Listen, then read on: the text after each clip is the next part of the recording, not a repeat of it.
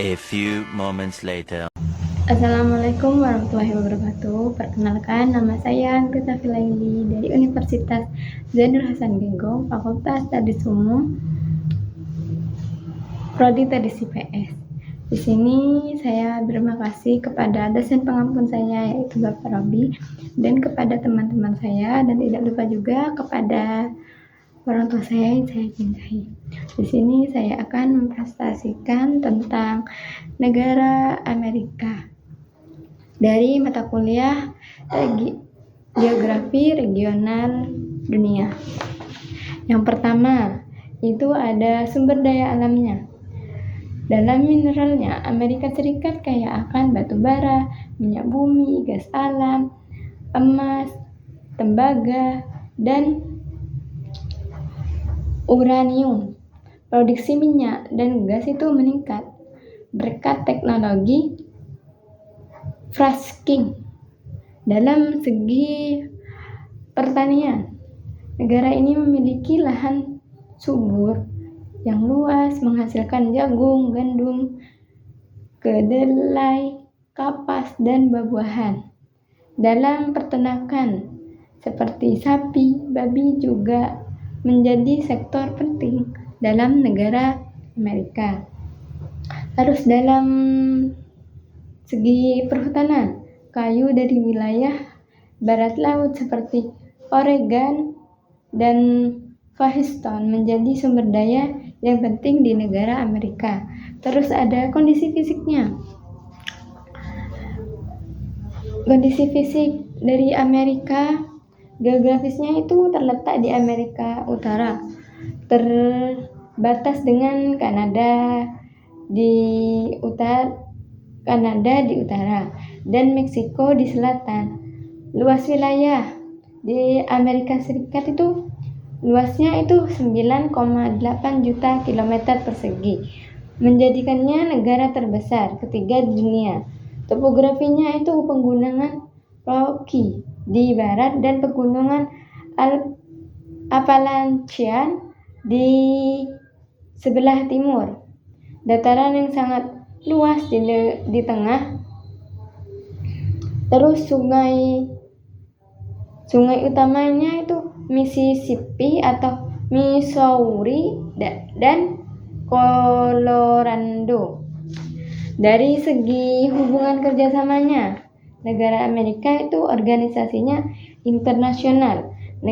Negara Amerika Serikat adalah anggota pendiri PBB, NATO atau IMF dan WTO. Aktif dalam organisasi global untuk perdagangan, keamanan, dan diplomasi. Hubungan ekonomi, mitra dagang utama adalah negara Cina, Kanada, Meksiko, Jepang, dan Uni Eropa. Amerika juga berperan dalam perjanjian perdagangan seperti NAFTA, bisa disebut dengan sekarang USMCA. Kerjasama keamanannya, aliansi strateginya dengan negara-negara NATO seperti Jepang, Korea Selatan, dan Israel terlihat dalam operasi perdamaian internasional dan upaya anti-terorisme. Terus dalam kondisi penduduknya, dari segi sosialnya, populasi sekitar 303,4 juta jiwa pada tahun 2024, menjadinya negara dengan populasi terbesar ketiga di dunia. Terus keanekaragaman etnisnya, penduduknya itu militif teknis dengan mayoritas kulit putih non-plastik, diikuti oleh kelompok Hispanik atau Afrika, Amerika, dan Asia. Agama yang dianut di Amerika Serikat itu agama Kristen, seperti mayoritasnya itu Kristen, tetapi ada populasi besarnya menganut Islam, Yahudi, Hindu, dan Buddha. Terus dalam segi pendidiknya itu, Amerika memiliki universitas top dunia seperti Harvard, MIT, dan Stanford. Sistem pendidikan dasar atau menengah dikelolaan oleh negara bagian. Terus dari segi ekonominya, PDB-nya, Amerika memiliki ekonomi terbesar di dunia, didorong oleh sektor-sektor teknologi, jasa, manufaktur, dan keuangan. Industri utamanya itu adalah teknologi tinggi, Google, Apple, Microsoft, minyak, energinya itu minyak, gas, energi terbarukan, dan hiburan. Holiday, pariwisata itu definisinya seperti New York, Los Angeles, dan tanah nasional yang menarik jutaan wisata atau dalam setiap tahunnya.